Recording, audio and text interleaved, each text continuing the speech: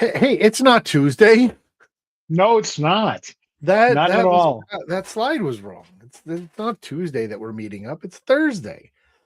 Happy Uh, Thursday. Happy Thursday, my friend.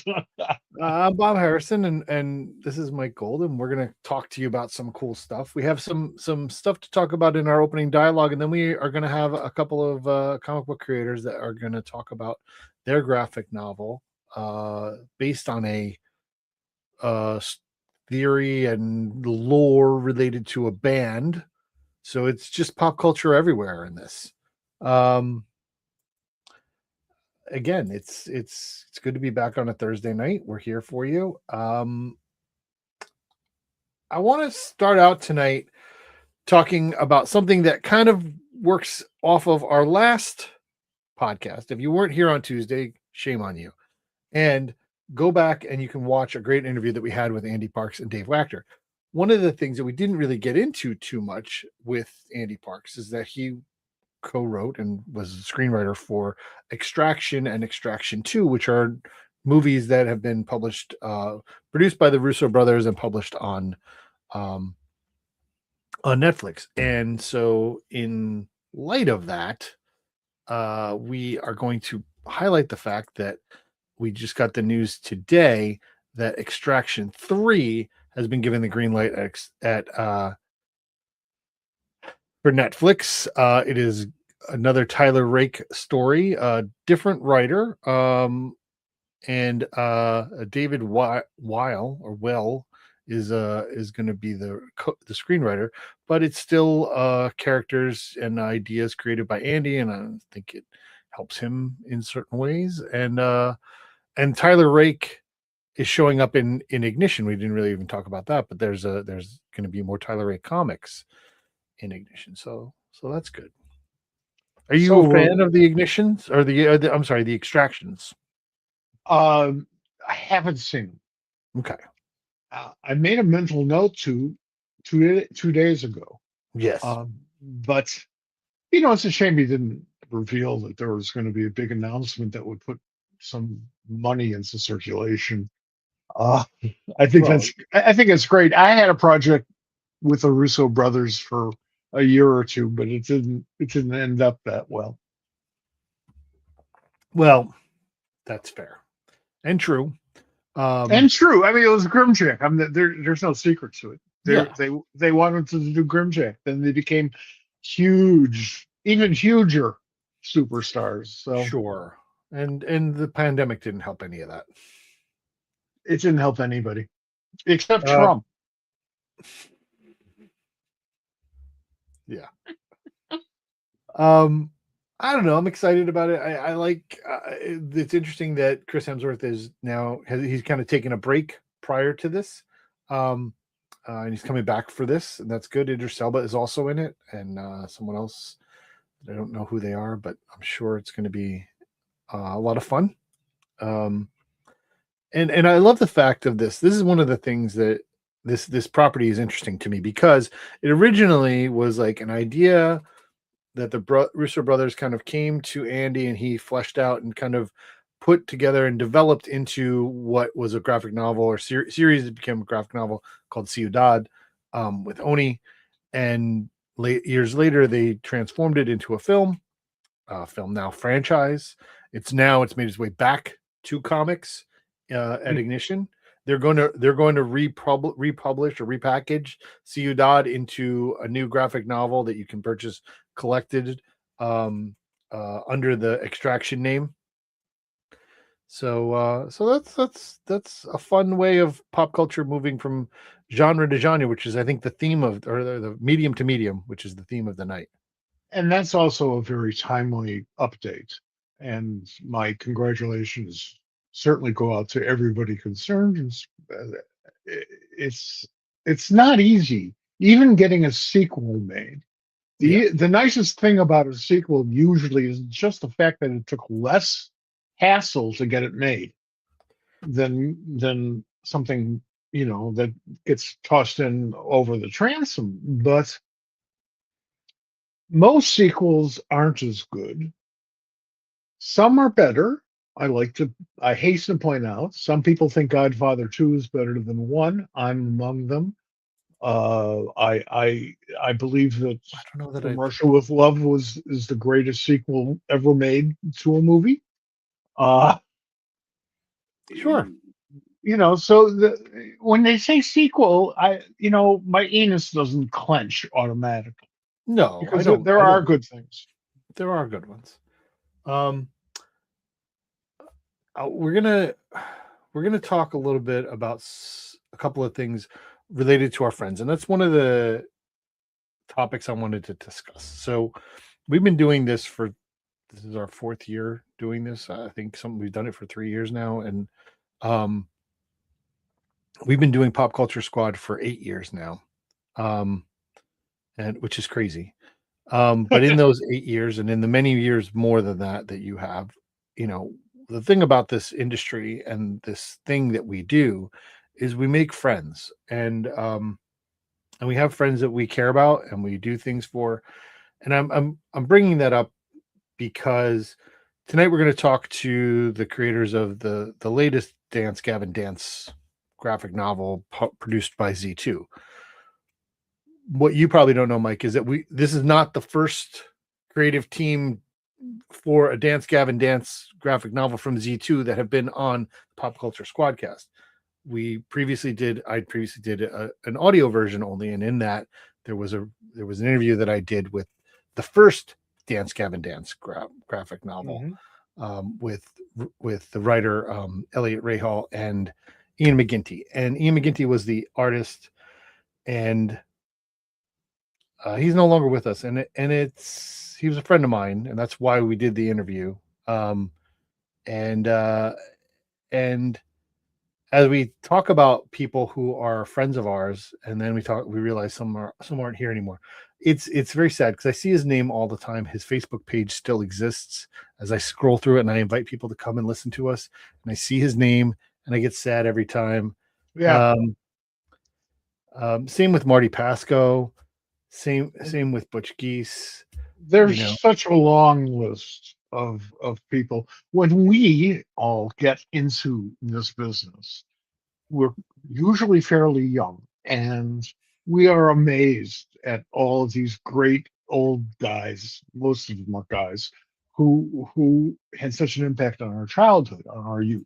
It was amazing to meet Stan Lee repeatedly and Jack Kirby and have lunch with Steve Ditko. You're sitting there going like, holy crap, I'm having lunch with Steve Ditko, and it's wonderful. The problem is that they're older than we are, and they're going to die.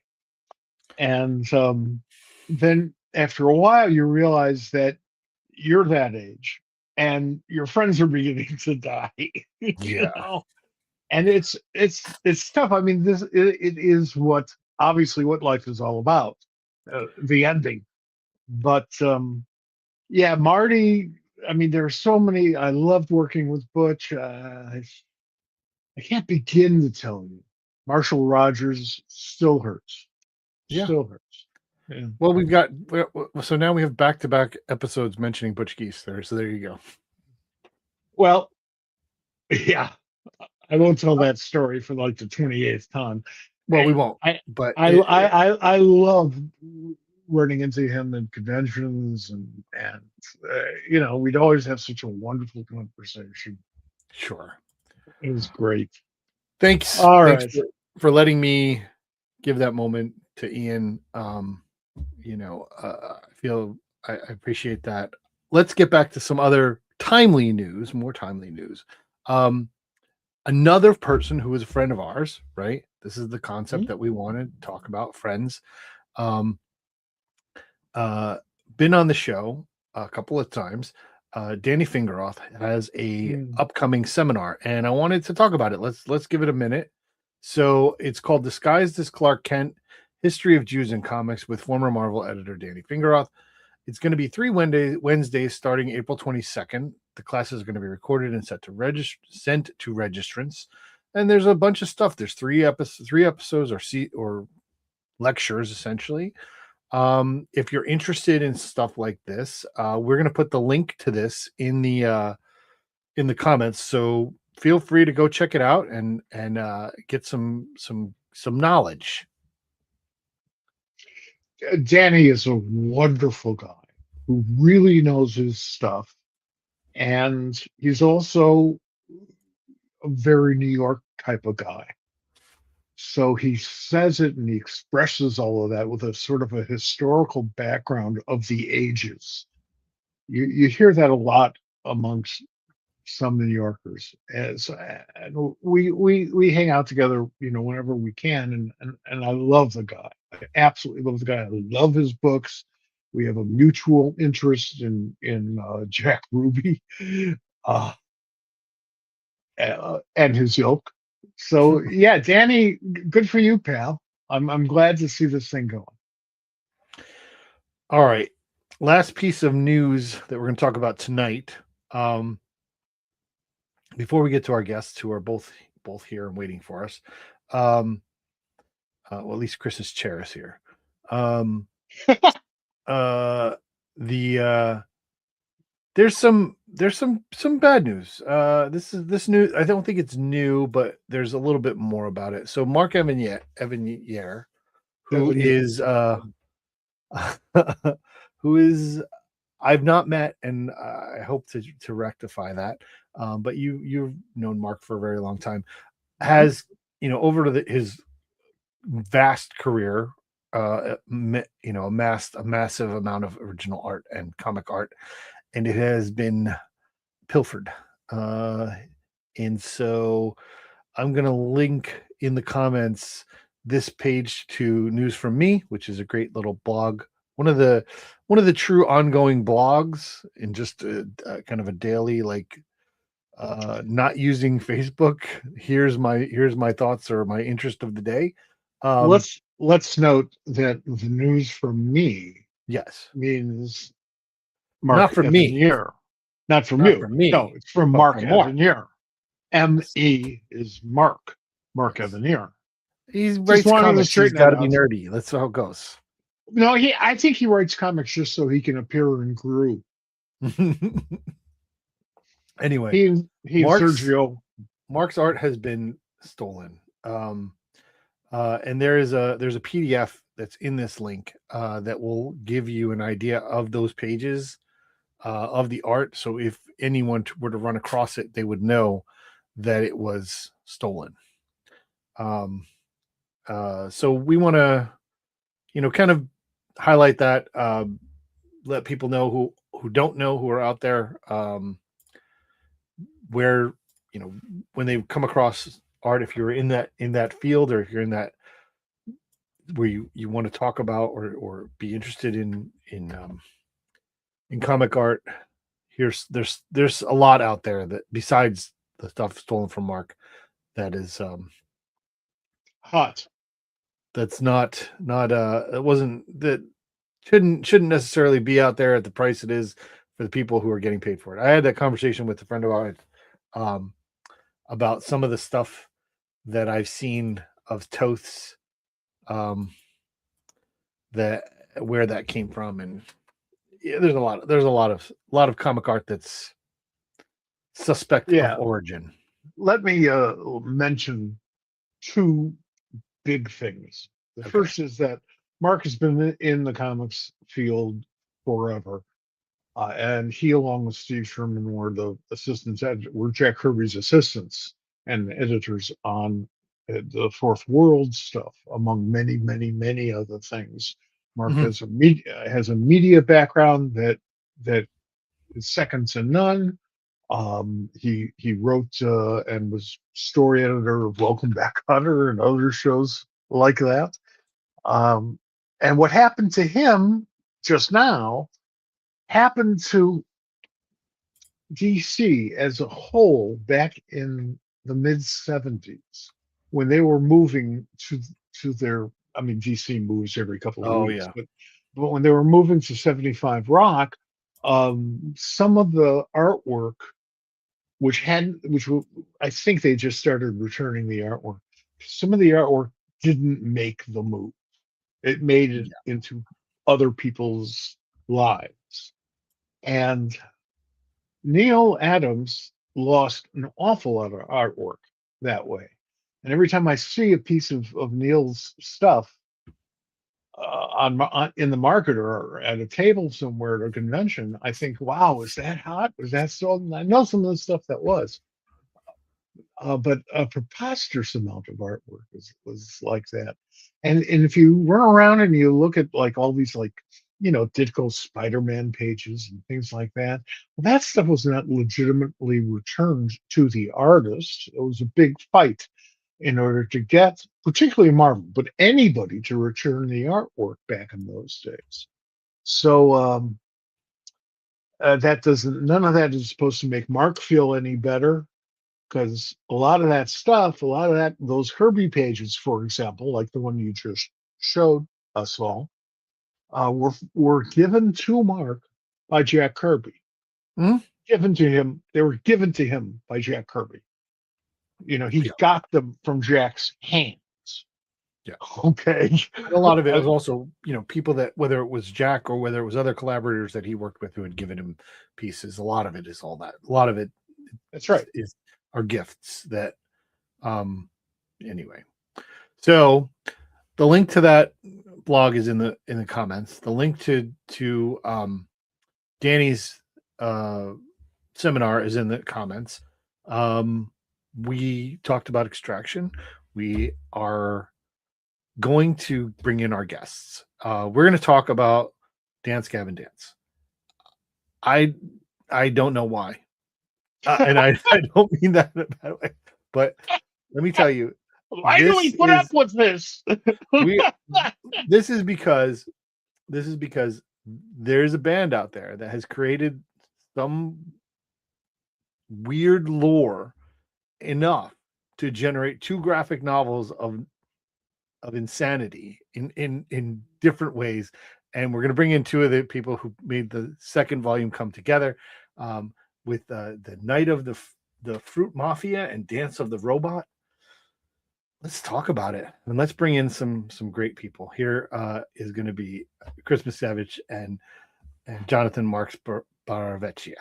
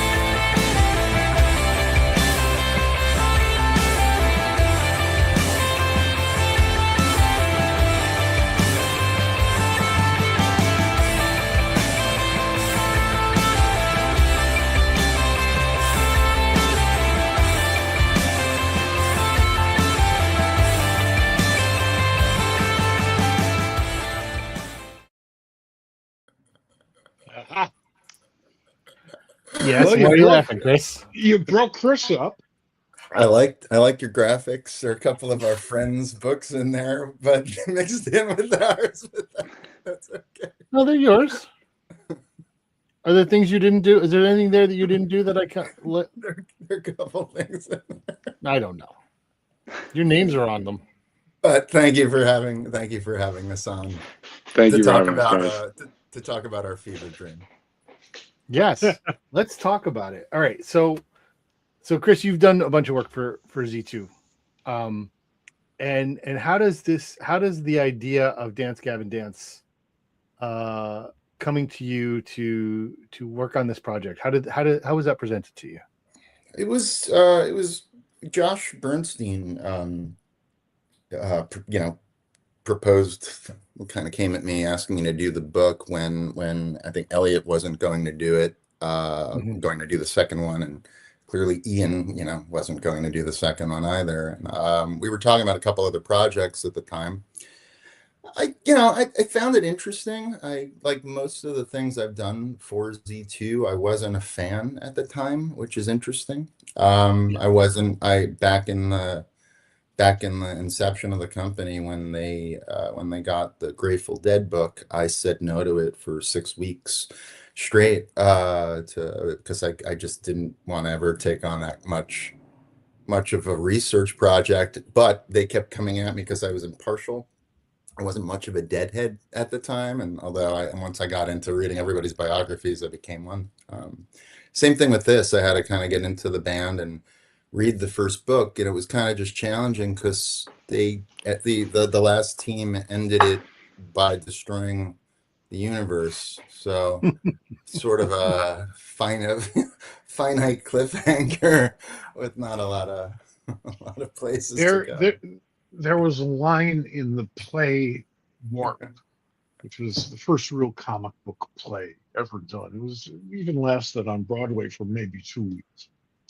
But the villain, Prince Chaos, was just about to blow up the universe. And the hero, Lord Cumulus, who was a little naive, just a little, looked at him and said, "Blow up the universe? Where are you going to live?" So whenever I hear somebody like, Winter Warthog there was a great story about blowing up the universe, except that the bomb was a dud.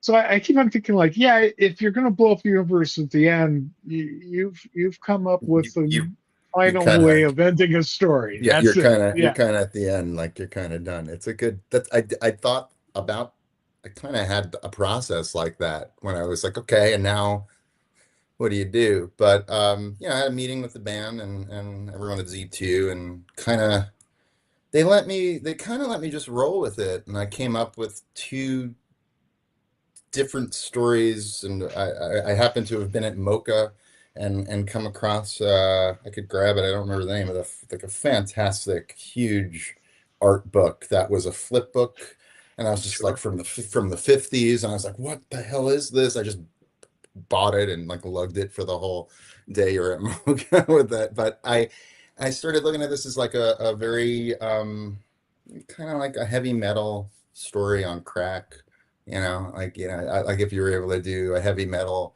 book, but bigger than what heavy metal does with with their magazine. I pitched two stories. They struck the second and went with the first, which is what I brought Jonathan on to do. And then we reworked sort of my idea and what the band's idea was with all of their characters and mythos for what would be Ulysses' story that ended up going. So that was very much plotted by the members of the band, and then, just written by me. And yeah, that was interesting. And that's something I haven't mentioned. Like, so this book, as I said, you've said it's a flip book. So there's 50 pages one way, a middle scene, a middle page, and 50 pages the other way. They meet in the middle. Two different artists, two vastly different styles. Different styles, man. Well, vastly different styles. Yeah. They are. They're not. You would not. Yeah. The amazing part about it is that both of them work very well in this medium, and the fact that you have so very vastly different styles. Yeah. John, I want to get you in here. So yeah. When Chris said, "Hey, let's do this," what was your opinion on this? No, well, so I met Chris. I don't know when, but we'd been talking about working together for a little while, and Z2 reached out, and I remember it really well because it was the email, like the subject of the email was like Z2 DGD prop question mark or something like that. I was like, what the fuck is, like, this is nonsense stuff. And for whatever reason, I realized, I was like, oh, wait, like, because I think Chris had probably mentioned, he's like, hey, heads up, like, I think Z2, the publisher's gonna be hitting you up.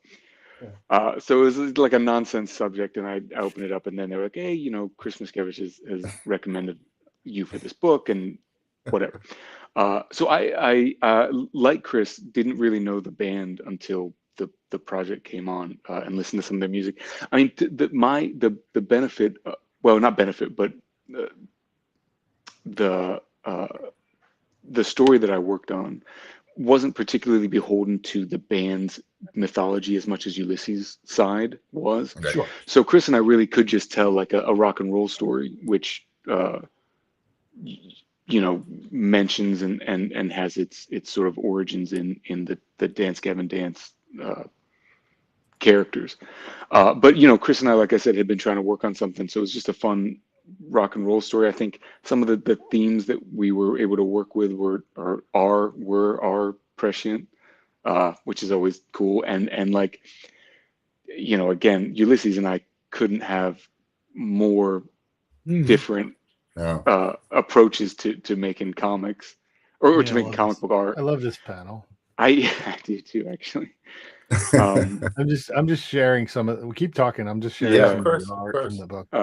Sure. So I think that the way the flip book came together, or the way that the flip book was proposed and then ultimately came together, I love the fact that it's two such varying styles. Some of the stuff for the viewers now, this is some Dance Gavin Dance stuff with Chris. This is some Bear Pirate pages from an image book.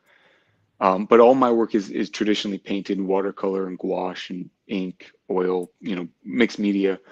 And Ulysses, actually, I think Ulysses does mostly traditional work too, but obviously a much more cartoony and animated style. So especially for that middle spread where the stories do come together, I thought, it actually worked really well. It was a cool, I agree. a cool, conclusion to the two stories to have them meet like that.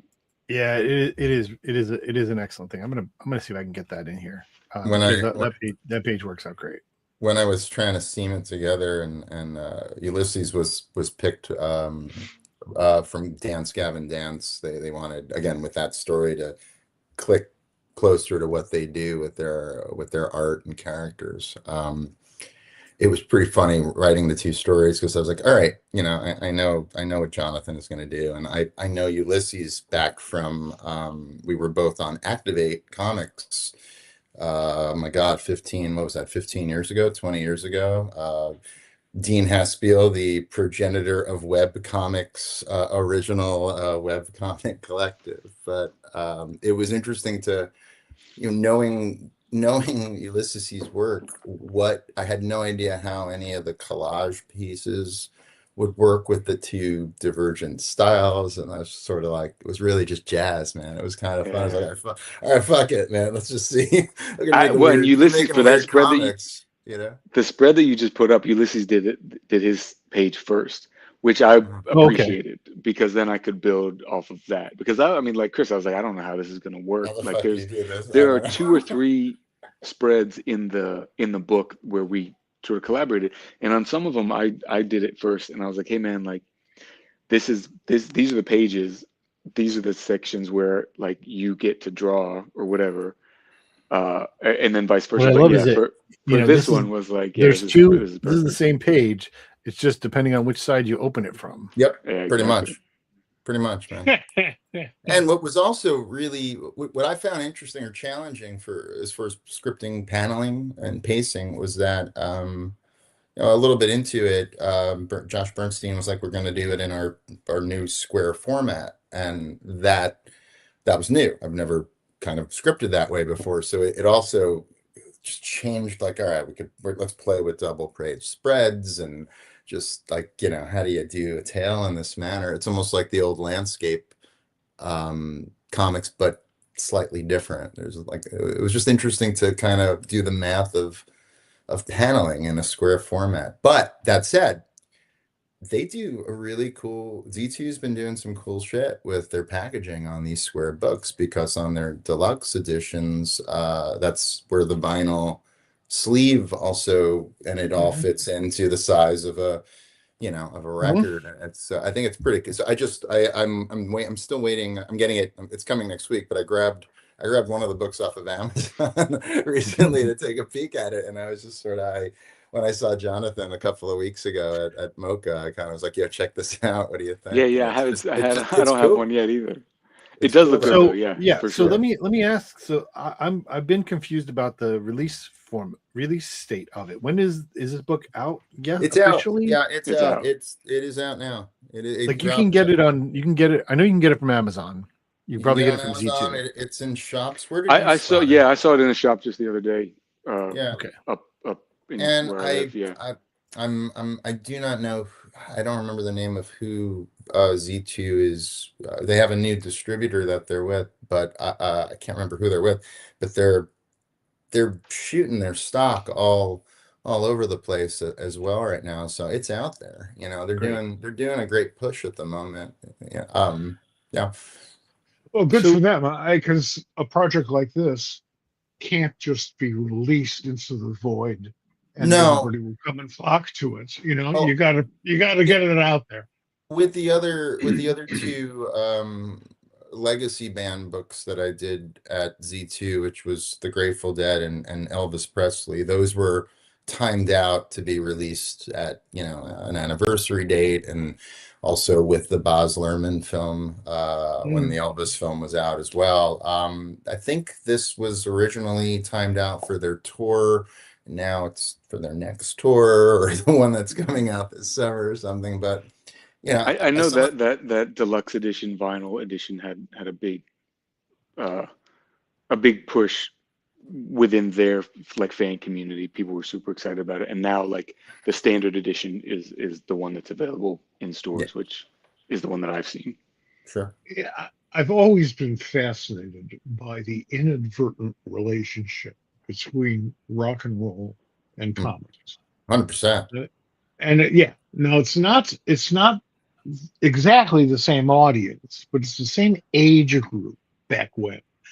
And those people who I think seem to have been influenced by comics probably weren't. These are people who are older than me and now obviously long dead, but they didn't grow up with rock and roll. They barely grew up with Frank Sinatra.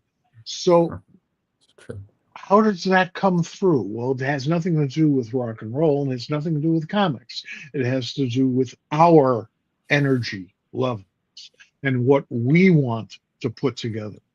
So I love it when we were talking about Jack Kirby earlier, somebody like Jack, you would think had spent his entire life watching American Bandstand, just from the amount of rock and roll energy that was in his work. And I'll tell you a very, very quick story about your stuff. In that, my buddy Timothy Truman used to do song adaptations in comics form for the Dead. They had a regular newsletter. It was a big broadside newsletter. And Jerry Garcia was the guy who approved the artists. And That's pretty cool. Tim was a little intimidated by it. That's can pretty imagine. cool. Although, and keep in mind that Tim Truman is a phenomenal guitar player. That's pretty I cool. almost feel guilty. Oh, I've heard him jam with Santana and stuff. I mean, he's just phenomenal. But when they said, "Well, yeah, we got this guy. His name is Timothy Truman. Why don't you look at his stuff?" and Garcia said, "No, I don't have to. I know his work. He's great." Yeah, you go. That's awesome. That's really cool. Yeah, think Yeah, about that. that's really cool. Wow. That's really cool. Yeah, that's awesome. Hey man, even Eminem wanted to be a comic artist, before he became Eminem. So Sure. there is an overlap with just Oh, it's amazing. I mean, now we kind of expect it because, we've had 3 generations grow up with rock and roll, and we've Sure. had like 5 generations with rhythm and blues Sure. and with the blues and even more than that with roots music.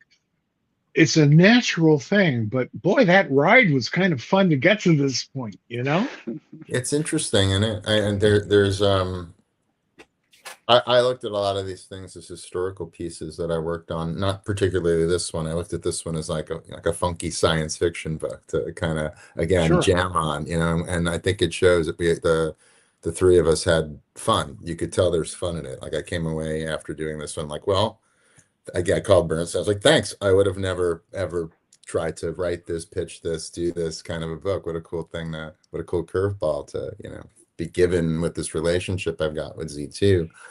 The majority of the other books I've done, the historical ones, it's really interesting how you have like with the Grateful Dead, I looked at them more as like a legacy, a 50, 60-year-old piece of American history that spans 3 generations, and like it's a history project to do. And then you could fuck around with it because you're doing a comic, and comics are fun. Elvis was interesting as well because you knew what they would do with films, but doing that book, I pulled away. Just it was another history project where I was just like, oh my, look at this. This is the template for Madonna, for Prince, for every American pop star. Oh, it comes from literally this, like, there's a cool beat to do in comics with these other artists who are, been around doing songs and touching generations, and you could just take pieces out of it, and it's an untapped. I mean, it ends up being super merch for the artist, but there's an untapped market there that very much is like rock and roll historical comics, not just rock, but Right.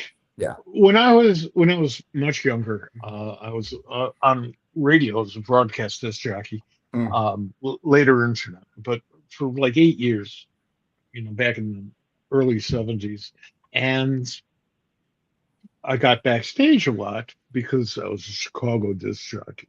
So everybody came into town. I got backstage, and invariably, most of the backstage areas, they weren't all green rooms, were just littered with comics because the musicians had to wait for each other. That was the big problem, waiting for that guy to show up, whomever Right. it was. So they'd read Iron Man or something and pass that around, and then like the opening band is running long or shows up late. Okay, fine, give me some comics. And probably weed had a lot to do with that too, but still, it was like, is that issue out? I didn't know when that issue's out. Like, I first got on the air in 1969. Okay. And I left the world of commercial broadcasting when I went to work for DC. Okay. The first time in 1976. That is that's such a different experience that I had like backstage when I played at CBGB's in the early thousands. Like, yeah. and if you've ever been to that place, the bathroom, the legendary demon bathroom beneath. I put that in a book once. I literally had that as like a plot MacGuffin point in my Thomas Alsop series. Like, the scariest bath. It is. Did you ever been? Oh God, yeah, I was there. I lived in New York. I worked for DC in '76. Right. Okay, right. I lived on the West Side, so that was no problem there. My point is, I would never want to touch any of the comics that were found in that backstage area. Oh yeah.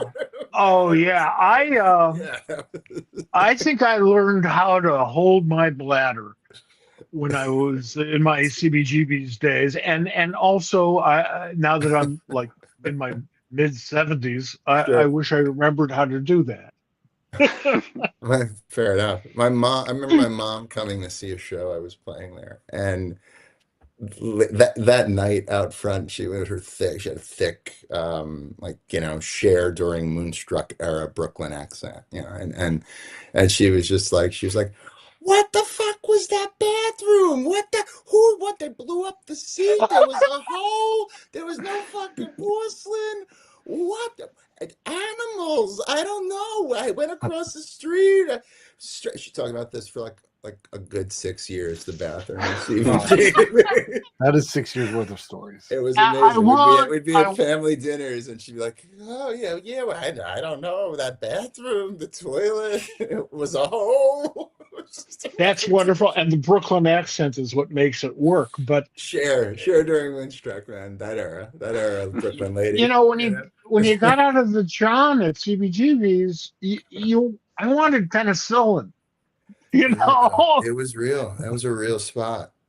You guys ever there, John? You ever go to that spot? No, never went. Apparently Mindy has. But now I want to. Yeah. You get I just want to go to take a shit. Now. Yeah. You get a nice leather jacket and a shirt there now. It's it's such history. There is a movie.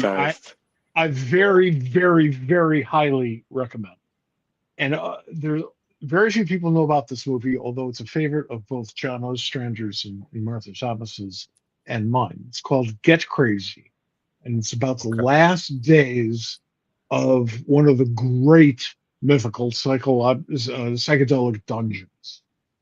I mean, sort of a thing based upon the Fillmore, but not quite. And it was really weird and really bizarre and absolutely stole everything that's brilliant about going to a rock and roll psychedelic dungeon at that time, including the scene where you go to the men's room and you open the door and there's like people with like who are like spelunking, and they're like they got like oxygen tanks on their backs, swimming around through the. It was really disgusting, hilarious, and accurate.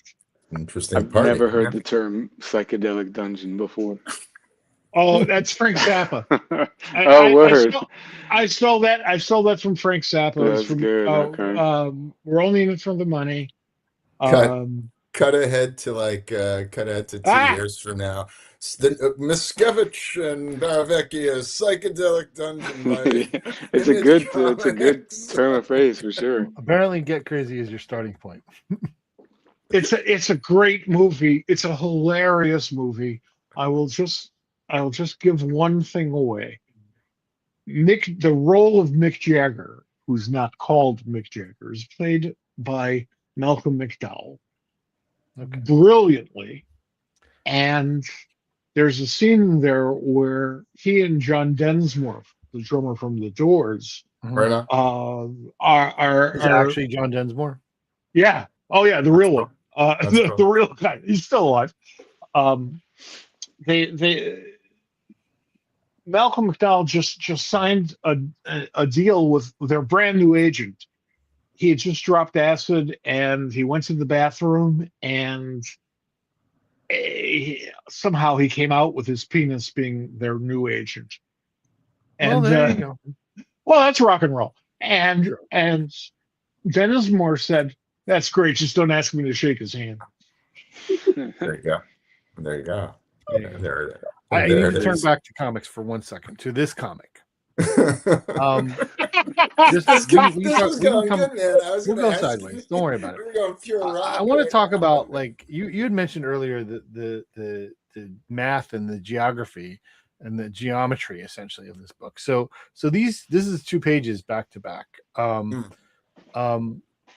this is for John. Like, when you set out to do a page and you knew that there was a different format for this, was it challenging? Was it exciting?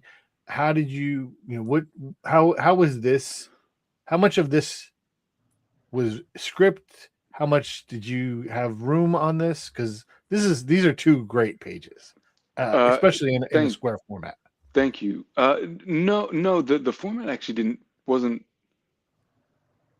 really something that I worried too much about. As much as I love comics that are physically different. So the idea of doing a square book or a flip book or oversized or anything like that, I'm always on board for. And I can't remember off the top of my head, Chris's scripts were fairly full, but I don't think he was particularly specific about angles or page layouts or anything like that. And again, Chris and I do know each other well enough where I am often comfortable enough changing things in a script, especially if I know the writer or can just reach out to the writer. So for pages like that, like I don't know what the script was, but as I'm reading through and figuring out the page, it's just sort of an organic. What works here, I have a different aspect ratio than maybe a normal Western or normal American comic book is, but what fits in this, what's going to pull the eye around the page the way that I want it to, and just what looks good. But yeah, it was exciting being able to work in a different, like to design differently. But honestly, I didn't find it particularly any more or less difficult than a standard, the way that I normally work, rectangularly. So when you got to the bottom panel on a Mm. page, Mm. the last panel on the page, you didn't say, "Holy shit! I just ran out of room." You had No, yeah. you'd already adjusted to it. No. Yeah, I mean, and everything's planned out before. Yeah. You know, all My my thumbnails are so I don't sketch or draw even on the boards on the final pages that much. I work directly in ink as often as I can, but everything is planned out before in thumbnails. And Chris, I actually don't even know if you saw him or not, but our editor, saw everything and approved. I think Chris sure, did as well. sure. So I have no, so I'm not going to be like, I have 3 more panels to go, and uh, I don't have the bottom 4 inches that I'm used to, Oops. or whatever. Yeah, no. So Sorry. everything's planned out beforehand. So that wasn't a problem. And again, like really planning the page out. I, I can't think. There were a couple sequences that I think were a little bit more challenging because of the design of the page. Uh, The press conference page, yeah. where that Where double, there's a lot which going on. yeah, you killed it on that as I well. like that. Thank you. Yeah, I like that spread a lot too. But the some of the stuff that you're scrolling through now these are comic book multi-panel pages. So figuring that stuff out was sort of the job. Oh, we're in that one, right? Um, That page, yeah, we're in the bottom, middle oh yeah, bottom. yeah, Yeah, we that's are us. on the Back left-hand when page. Yeah, I might yeah. have my hair longer when we were doing Yeah, I that. forgot I did that. I gotta excuse you. Yeah, that's right. That's where So we should sign it, actually, for that's people. actually true. I forgot You about want to do that. that? You want to do that? Maybe we should We sign it there. Oh, That'd be 100%. funny. Yeah. Oh, I For mean, like he sure. killed. Look at that. Look at that. If you go back to that, like Yeah, he's. go yeah. back. This Yeah, this is I a beautiful. when Yeah, I mean, I pitched thanks. John to Josh Bernstein and Rants at Z2, I said like he's this, John, I'm like, yeah, do you guys know Jonathan Burr? And he's like, no. I'm like, he's like the second coming of Sienkiewicz, despite the fact that I share that guy's name. yeah. Well, I mean, that is how I know how to pronounce your name. I mean, there's that. Like I can. Oh, it's fine. Someday I do this joke all the time. Someday there's going to be a tiny little zine or a one shot called Kevich about 2 comic creators with a similar Polish last name talking about making a comic for like 8 pages. I'm gonna figure out how to You do should that do with that. him. Yeah. Someday let you and I are gonna do that, let me give you a stunt for this book. man.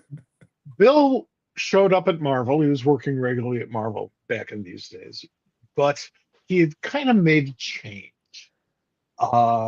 He shaved off his hair and Is he that got a when wig. he shaved off his hair and got a wig Yeah, well, I think Bill's he got got a a wig wig. for this stunt. to stunt? He went up to Marvel, went from office to office, and went ta-da, No. revealing his bald scalp, which took enormous presence of mind, and also he had to move fast so that he wouldn't get there before the joke did. You know, he had to really run from office to office, and I thought that was just a wonderful, wonderful stunt.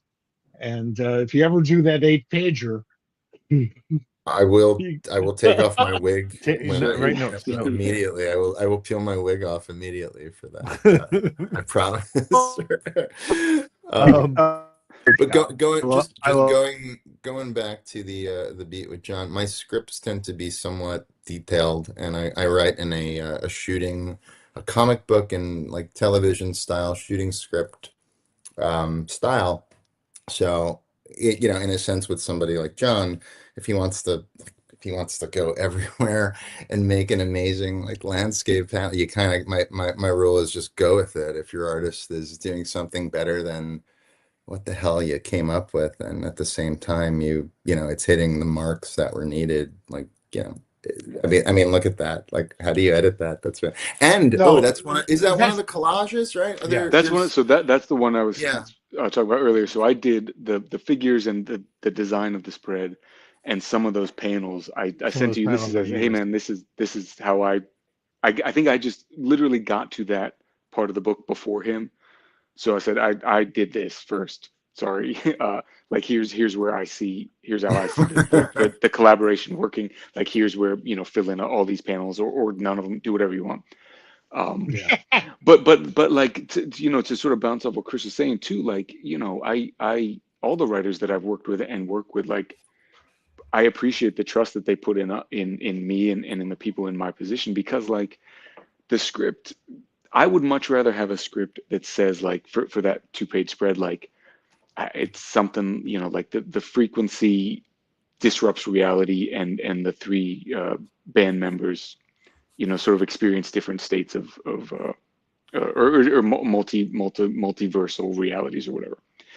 That's fine. That's plenty of description. Don't tell me, like, I think that it should be like this and 82 this, and make sure panels. you do this panel, and make sure you do this angle.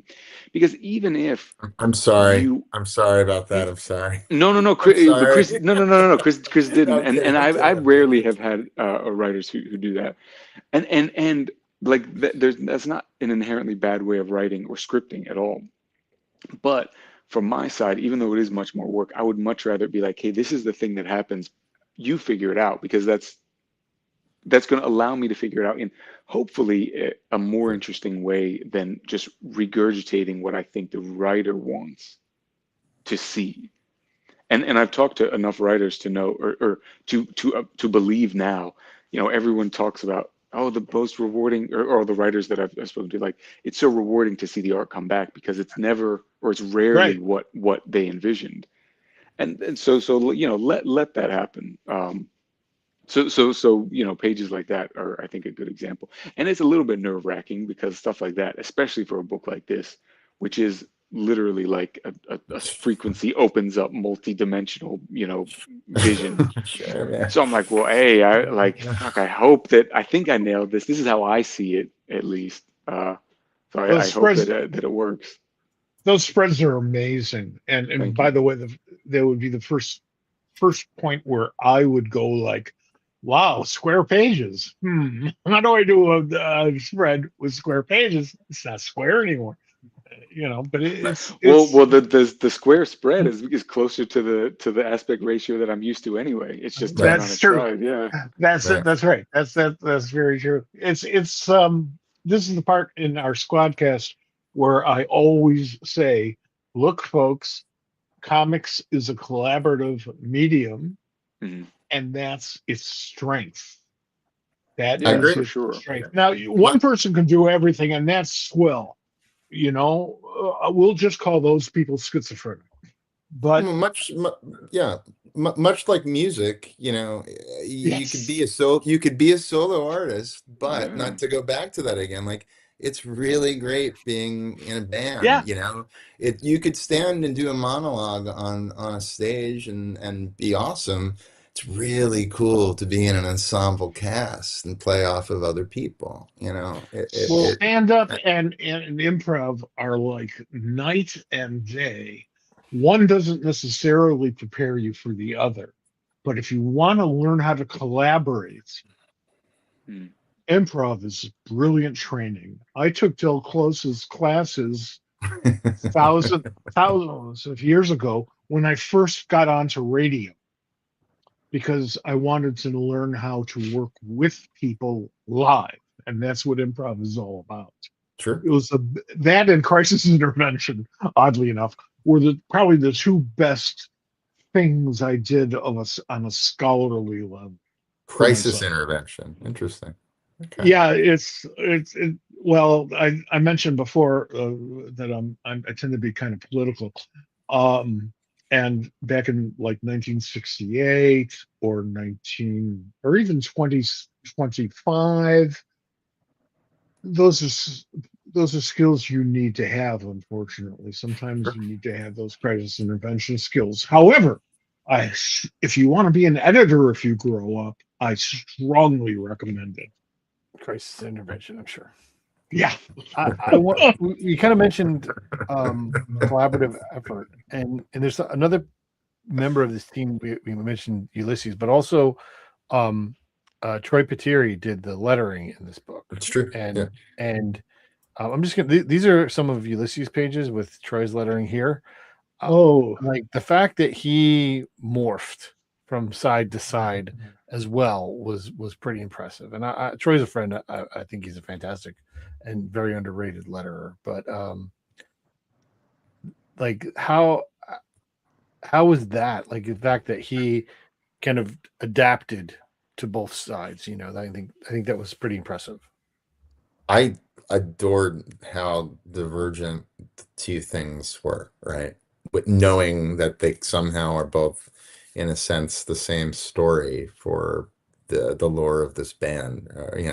So like seeing seeing the lettering and seeing, you know, Ulysses do something in this square format. Originally, he thought he was doing it in a standard format, and he rejiggered. Yep. He rejiggered it during the thumbnail stage and whatnot. And when I saw the first colored pass of his that side of it, that book, I was just sort of like, "Are you kidding me? What is this? This is great. They did great. They're both I mean, striking. to everyone's credit on you know, in Z2's camp, I mean, Jasmine was an absolute joy to work with. She's lovely. She was our Mhm. our editor and point person pretty much for everybody. She was the nucleus of the whole project. And then, you know, Josh Bernstein and Rance and everyone on their side, just their design, they're getting really fun with their designs over the last couple of years since this new crew is in there. And I think this looks it, you know. I mean, it's really neat. The only other one of these I saw prior was, I know they did the Tori Amos book, but they kind of nailed it in the square format with the Cool Keith book that Sean Von Gorman was on. That's sort of, I mean, I had seen that when I was working on this, and when they told me it was going to be in this format as well, I kind of reached out to Sean Von Gorman of comics and was like, "Can you show me some panels? How did this work? How did you guys do this?" Like, okay. So I kind of snuck a peek on that book first to get an idea on what to do here. Yeah. And then that's that. So thank you. It Good looks night. great. All No, right. I agree. Like the specific to the lettering, like that was a I mean, little bit of a you letter your concern. own stuff, so I know it's. I do. I know when there's an artist who likes to letter their own stuff and somebody else letters it. I know it's tough for you. I'll give you a hug for it, you know. But Well, it was. I was a little nervous. I mean, the reason why I started lettering my own stuff is because, again, like the work is my style is fairly specific, you know, with the medium or media that I use. And so I hated to see, you know, digital lettering just splattered on top. It really, it's so, they're so divergent and it's so distracting, I feel. And so that's why, you know, that's basically why I started lettering my own work. But man, yeah, to see this come together was it all looks organic. It fits in my side. It fits in Ulysses' side. Like the book reads really well, which is, yeah, a testament to, I think, to all of us. But like that little step, it's like, you know, you don't notice something unless it's wrong. And I think lettering is that for there's comics often. Yes. I think he does something with the way that the sound effects work, and I think the sound effects and the E sound crossing both sides, I think, is what really connects it. And like I said, I love Troy, and he's great. Everyone did, like, again, I think this is a wild card book for Z2. We're like, what are we doing? What did Miskiewicz pitch? How did this get approved? All right, we're doing a flip book. Hey, cool, man. You know, and everyone kind of was like, it's prettier than it should be. It's really just prettier than it should be. I mean that. Like, when I got it and I opened it up, I was like, come on, really? This is like a pretty little book here, you know? But it's one of the really great things about the way we produce comics today, because there are so many different publishers, because you can publish it on yourself, because we have the internet, you're not shocked, although you can be very pleased once you see the end result in print. Prior to that, when everybody was just working for, you know, Marvel or Archie or DC or whatever, it would sometimes be kind of a surprise when the creators would actually see their book in print. Sometimes it was not a pleasant surprise. Mm-hmm. The phrase that we would hear all the time, and it was Neil Adams who shouted it all the time, was, "Don't these colorists read the book first?" Right. Well, yeah, actually, most of them do, but some don't, and not all. You know, now it's like, okay, they didn't fuck it up that bad. That's pretty good. Or, wow, that looks great. That's a wonderful feeling. You're done with it. You've been done with it for 2 months. Wow, that looks great. Yeah, I've been very lucky to work um with some great storytellers in this format, who've been my illustrating partners, who are all based as painters. Mhm. Um, or have just trained as painters and got into this stuff. Vincent King's, who I did This Is Where We Fall with a few years ago. Wonder Boy Vincent King's, like, he's an amazing painter. Like, when you see his actual, like, it's fucked up, and then, like, his comic work is so free and, like, groovy, and, like, his line work, it all, it's really fun to work with. Pally Schmidt, my oldest collaborator, also works much like John in a watercolor wash through it, and it's just, everything has this spooky effect. So I feel bad for Mr. Adams, but I would just say, maybe, try to work with some dudes with a little bit of painting history or training in their background. Well, actually, Neil got a lot more picky about coloring, and not in a positive direction, I thought.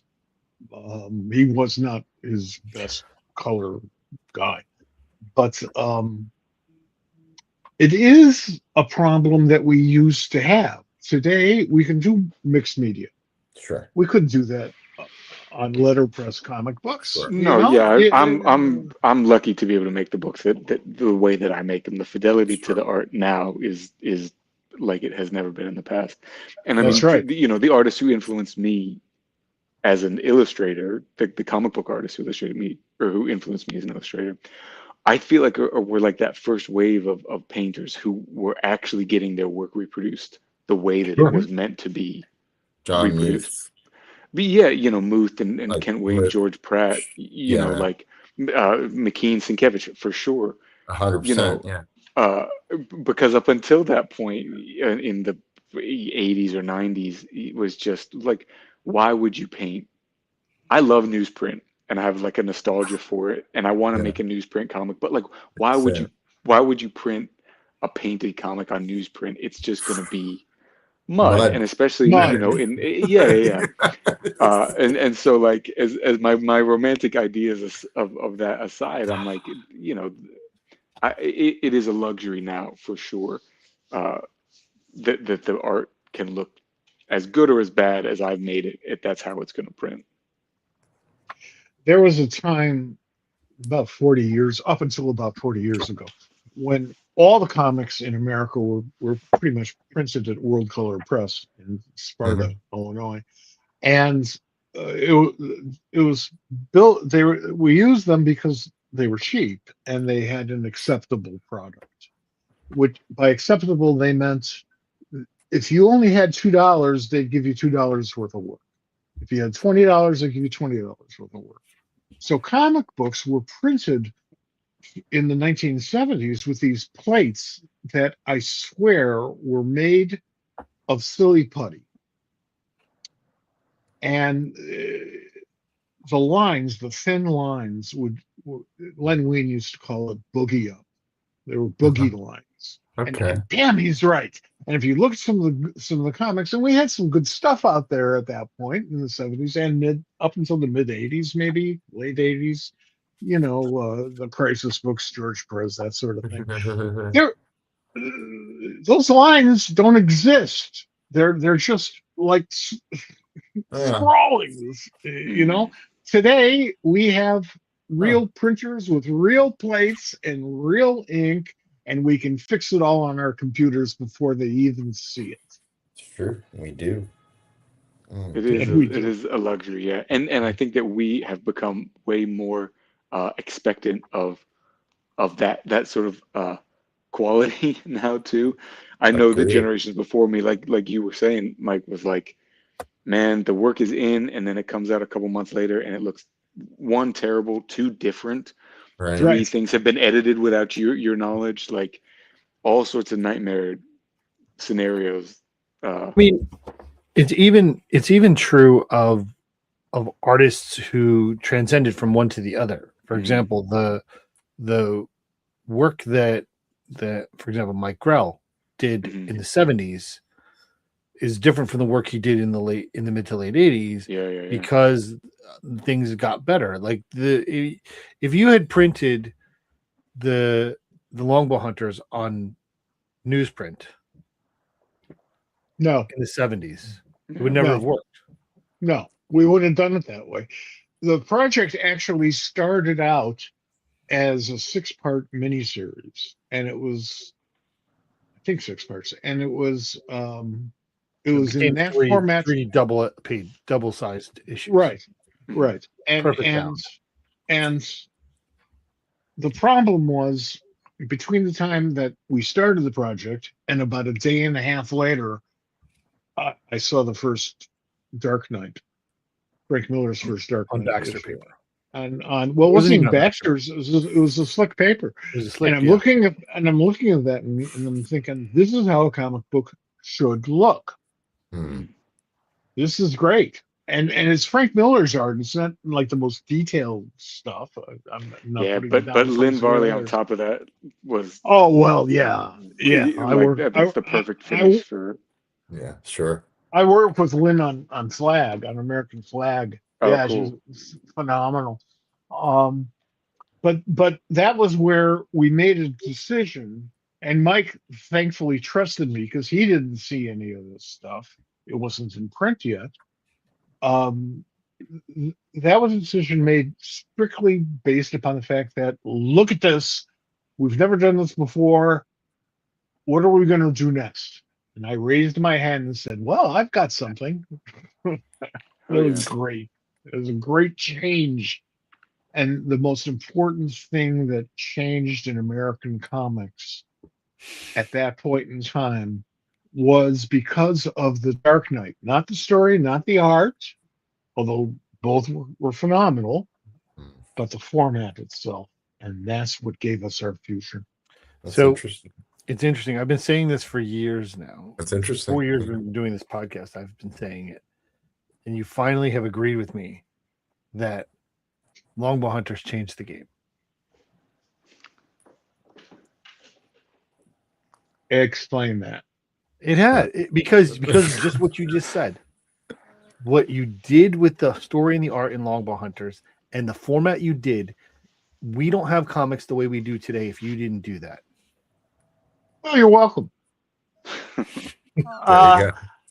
This is a historic podcast. Yeah, really. All I was thinking was how DC's marketing director hated Well, they didn't Mi- like it. I'm sure they well, he didn't, hated but I he loved hated it. Mike. He hated Mike because Mike was a hunter. Yeah. Mike Nobody was a liked hunter. him anyway. Yeah, really.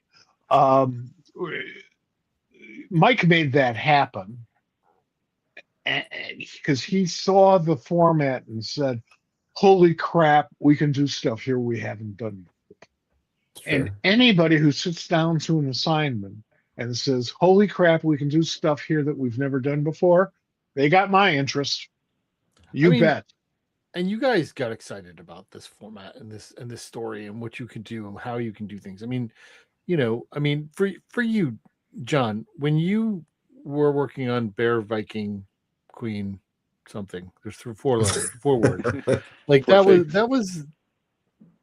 that was a chance for you to just say, I'm going to be John and I'm going to be myself and I'm going to Yeah. do my own thing. Yeah, Bear Pirate's a whole nother. I mean, Bear Pirate Viking Queen. Bear Pirate Got it. Viking Queen. Yeah. That was 100% me sort of exploring and allowing the art to do whatever I wanted it to do. Short of the again, talking about like the physical object, like short of the page dimensions being set, there were no real rules for that. There was nothing that we weren't beholden to.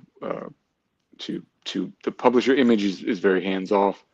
It was allowed me to really play with the media and tell the story that we wanted to tell. That's awesome. I think that's one of the best parts about where we are in this industry. For sure. That book is gorgeous. And thank you. It's Thanks, absolutely gorgeous. Yeah. Thanks, man. Yeah, I mean, I think that comics. I've always say like it. The celebration of comics isn't just how varied it is and can be. And I think that people, maybe a casual reader forgets that, or a longtime reader sometimes can forget that too. If you've grown up with and continue to only read superhero or big two, that's fine, but you do sort of lose sight of the fact that like this, you can tell any and every type of story, and different cultures and countries and histories have vastly different libraries of comic book and understandings of comic book.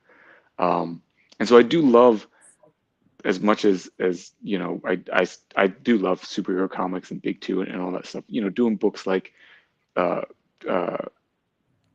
of the Robot or Dance of the Robot and Bear Pirate and creator owned or more not ambitious in that like, whoa, we're really trying to do something that's never been done, but ambitious in the fact that it's just not something that you see, because I think that certain people can be so risk averse to make the different looking or different reading or different formatted book, that people just don't take that chance to do it. So I'm always like jumping at those chances to make the cool, different, weird, whatever thing, and then it's an excuse again to be like, oh, I want to whatever, use wood varnish and oil paint on this page and see what happens. That's the beauty of it. These are decisions that cartoonists never used to have to make. Sure. Yeah. And now all of a sudden, what is absolutely basic to you as a performer, as an artist, as a writer, as a collaborator with others, you can do almost anything. Mm-hmm. I mean, you may not get the budget for a fifth color, but short of that, you can do almost anything in comics now, and we always could have. Yeah, it was a lot more. I was friends for years with Rodney Ramos, the inker for Transmet. I literally met him when I was just younger, in the back of Forbidden Planet. Like he was just there Wednesdays. Like he would, hey, what's up, man? He was a real friendly guy, and he broke down that era's mechanics of the industry, and it very much was like, I always think of Rodney as being like an amazing inker. Like he's totally like a mechanic you send in to do that type of thing. But just going back 15 years ago, there were so many different subsections of making these books, whereas now it's become very compacted with your art teams, you just, we've made it much smaller, and in a sense a lot more finite too with what we're trying to tell. It's interesting. It evolved a lot. A lot more personal. Yeah, sure, if you know the backstory, and if you don't, it's fine. The story lives or dies on its own. Sure. But if you know the story, it's a value enhanced experience. You mentioned the change over 15 years. Imagine what we'll be able to do 15 years from now.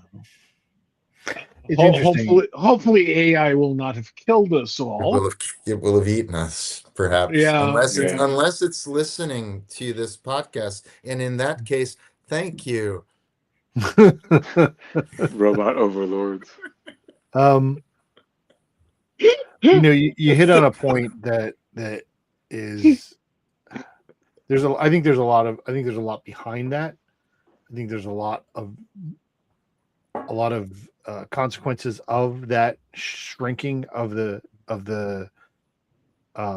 creative process.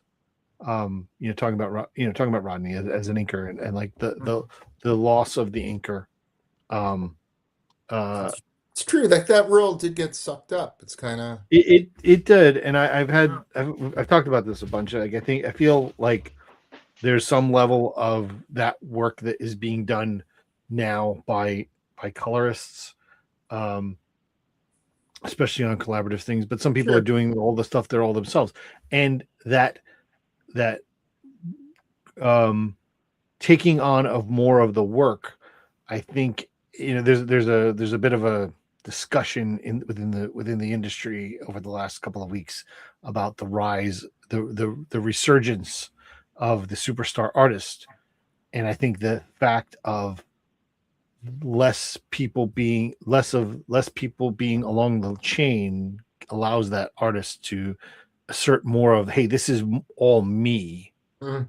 And there's things that, like, it's a whole conversation that we could have for hours and hours and hours. But by the same token, I love seeing things like this book where there's a writer and an artist, and they come together and they put a story out there, and that's how it comes out. And same thing with Bear, Pirate, Viking, Queen, and the way that kind of is a two-man expose of emotion and story. Again, this book is a fever dream of crazy, and I love the fact. I love the design. I love the fact that it is two books in one. I love the fact that those two books actually can connect to each other.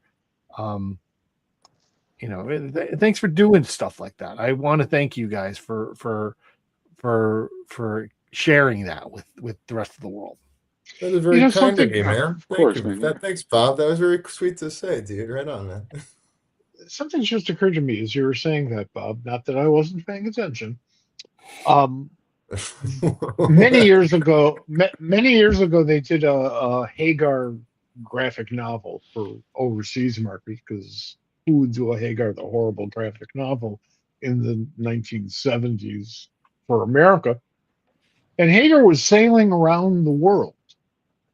And the cool part about that story was the world was square. So whenever they had to sail over a corner of the earth, you had to turn the book. Oh, that's awesome. I like that. That's a really good design. I like that a lot. Fun. Yeah, That's fun. I like that a lot. That is so brilliant. I haven't thought about that in 50 years, but I love it. It's like a Winsor McKay kind of idea. I love that. Yeah. It's like a weird choose your own adventure. And then when you're, by the time you're done with the story, you're holding it properly again. That would be fun. That's a cool idea. Oh, I like that. Yeah. Wait, that does exist? I have to try to find that. That's a cool. Good luck. I have never seen it since I bought it in Canada. All right. Of course you bought it in Canada. I'm on. All good things happen in Canada. Yeah. I used to go up to Canada to buy books all the time. I love Toronto. I'd use any excuse, but that was, and probably still is, a wonderful place if you enjoy reading anything or going to movies. I remember movies. I remember movies. There used to be these places you'd go outside of Couch. We used to go to these. We used to go to these cathedrals. They were stunning buildings, and you could just sit there in the middle of the lobby or the middle of the theater, and just stare at the surroundings, stare at the fixtures. You didn't even have to pay attention to the movie. It was such an awesome experience. So when we go into these little closets, 48 movie theaters in one small building, sure, fuck it. I'd rather be on my couch.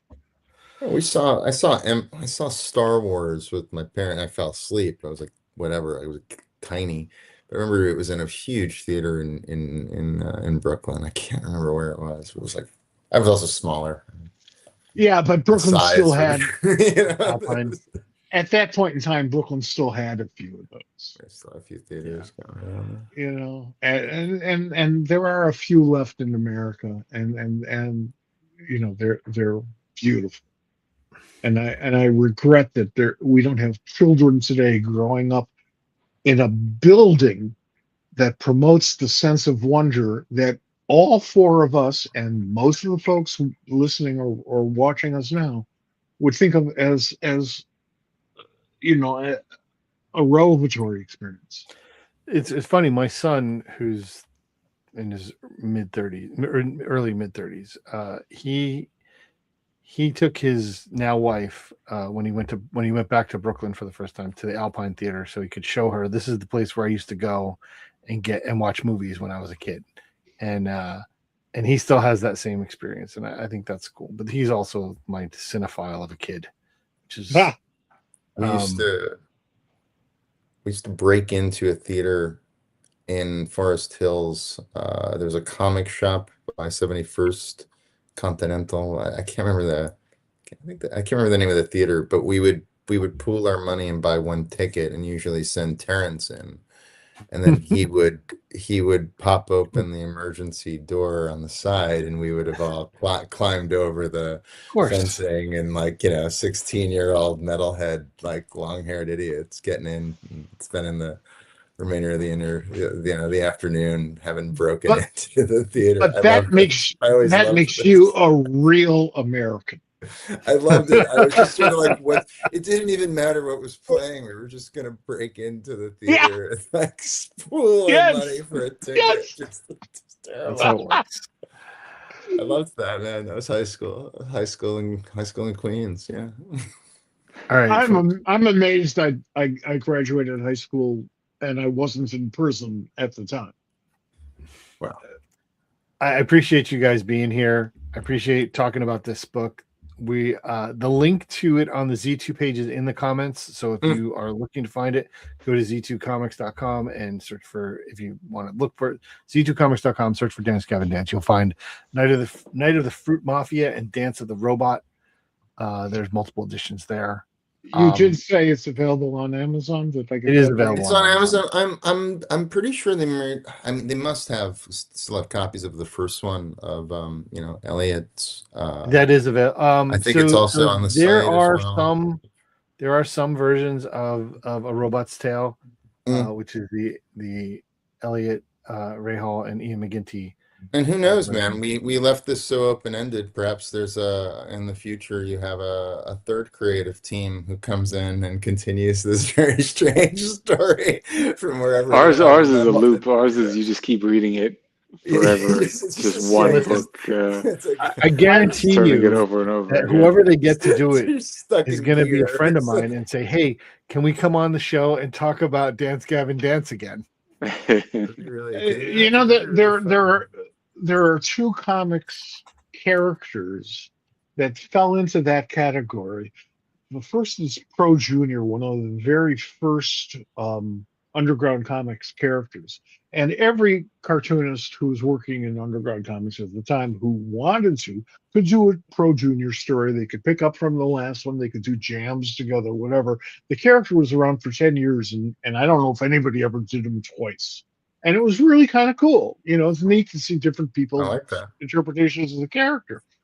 And at roughly the same time, Michael Moorcock was writing these Jerry Cornelius stories that made an enormous amount of sense if you dropped an enormous amount of LSD.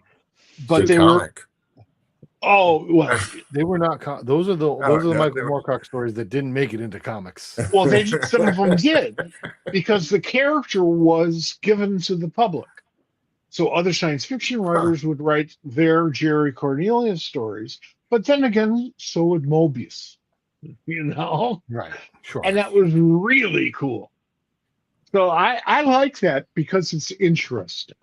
Hey, how are these guys going to do that story? That's kind of interesting. The fact that you didn't talk to Shelley about Michael Moorcock and Jerry Cornelius is a tragedy. You need to fix that at some point next time we have her on. It is just a matter of time. It's just a matter all of right, time, guys. Bob. It's just, he's right, it's just but time is irrelevant. Thank you guys for being here. Thanks for having us. Really on. Yeah, of appreciate course. it. Thank you. Are you going to any of the local cons coming up? Bix or Kicks or anything else that sounds with an X? Or Everything We with talked an about X at the end. the new one that's in November, the one that's going to be in Brooklyn. Back. the one I that, heard about that that The one. bacon, egg, and James- cheese. yeah, Yeah. Yeah. Dean forwarded me something about it. I haven't looked into it, but yeah. I'm going to try and come up to that one. Okay. It's literally around the corner from my old house. Is it really? Yeah. My cousin's house where I used to live. Yeah. You It's Well, just if- hung 6th out, Street. man. Yeah, right You around the just corner. if hung we're out. all, I if know we're it, all man, at I the know show, if we're all at the show, maybe we can have like a picnic on the grounds. And the church parking lot. Oh, there you go. But I'm going to be Mike and I next week. Not next week. 2 weeks. 2 weekends from now, we'll be in Ithaca with Dean and Jen. Oh, you're doing that? Cool. We're doing Kingston Con. Was it the 18th? Is it the 18th? The 18th is Kingston. That's next weekend. 18th and 19th is Brooklyn. So next weekend, you guys are going to be at Kingston Con and Kingston. Yeah, and they're overlapping. They decided to fight with Brooklyn Con this year and overlapping on the same. It's okay. day. I was just talking to him everybody the other has day. to fight with somebody. There was a mix up, but yeah, they're on the same weekend. So, Probably right. but I'll be up in Kingston on You're the up. 18th. That's closer to your house where you're at now, right, John? That's very close It is, to me. yeah. And then down and back to Brooklyn for the 19th. We're basically he and I Yeah. are doing the reverse for both cons of where we live. For it's like Nice. Yeah. Perfect. Cool. Yeah. Cool. You, John, you live in. I live in Beacon, New York right now. I was about to say Yeah. somewhere around the Hudson. Yeah. Yeah. So not too far. It's an easy and pretty train ride down. So yeah, Kingston, Brooklyn, and then the weekend after that, I'm at the Art Students League. Actually, they're doing a little mini con for a day with lectures and artists and stuff like that. It So, is local a cons beautiful train ride. only-ish for me, but right. Yeah, me too. It is a beautiful train ride. You're it right is. about Yeah. that. It's You're absolutely right about that. I like that area. That it's great up there, man. Yeah. I like Yeah. I like the Woodstock, West Hurley, Kingston area a great deal as well. The whole watershed. It's a real pretty part of the state. It really is. It Yeah. is absolutely stunning. Anyway, All right, guys. thank you Thanks guys so much for very, being here. very much. Of This course. is Thank you guys for having us on. Thanks Rock for and having roll us on, forever, yeah. guys. You and I have a bit of a New York talk too long problem here. I see we Yeah. can keep this going. Yeah. All Can you right. tell? Game sees game. How's that? All right. Thanks, guys. We'll talk to you later. Thank you, Chris, I love gentlemen. you. All right. Good night, guys. Thank you very much. It was Thanks, Bob. wonderful Thank having you, you guys. here. All right. Thanks a lot. Okay. That's great. Yeah. It was good. It was Yeah. great, exactly what we expected, in all the best ways. Talking about the collision of rock and roll and comics and all the things that go along with that it's just perfect. And thanks for putting up with us 2 nights in a row. 2 nights this week. 2 out of 3. What's that? 2 out of 3. Well, Tuesday, two out of 3 Thursday. nights. Yeah, 2 nights this week, which is a lot for me. Mhm. we do have a show on Tuesday. As I've mentioned, stay tuned to all of our socials on wherever social media you're doing. You did not mention our guest's name. I did not. I'm going to. I'm going to put this up here really quick because we have now confirmed a whole lot of folks. So let's see if we can get this. Upcoming shows. Here we go. Check this out, folks. This is like the next month. This Tuesday coming up, we have Paul Eza and D Fish. We're going to talk about the next issue of the Olympian, which we've had on the show before. The Dean, Doug, and Eli is a whole trio of folks related to a new Kickstarter that's coming out. Dean Haspiel and his collaborators on that. Jeff Parker will be here on 428, Matt Rosenberg on 55, Cullen Bunn 512, and John Lehman and Rob Gilroy, which is spelled wrong, and I will fix that in future adjustments on 519. We have also booked some stuff out past that, and Mike doesn't know about that yet. Oh, yeah. But Bob likes to surprise me. That's fun. I like that too. Folks, thank you, as always, for being here, allowing us to babble like lunatics, dance on your skull. We're going to do it again next Tuesday. We will see you then. Read more comics. They're good for you. All right. No, say it with enthusiasm. Comics They are are good for you. Listen, let me tell you you. something. They're good for you. They will move your soul. If you can read a comic, it will That's right. make your heart explode. All right. We will talk to you later. Thanks so Who much. doesn't like that? All right. Take it Exactly. easy, folks. Take it easy.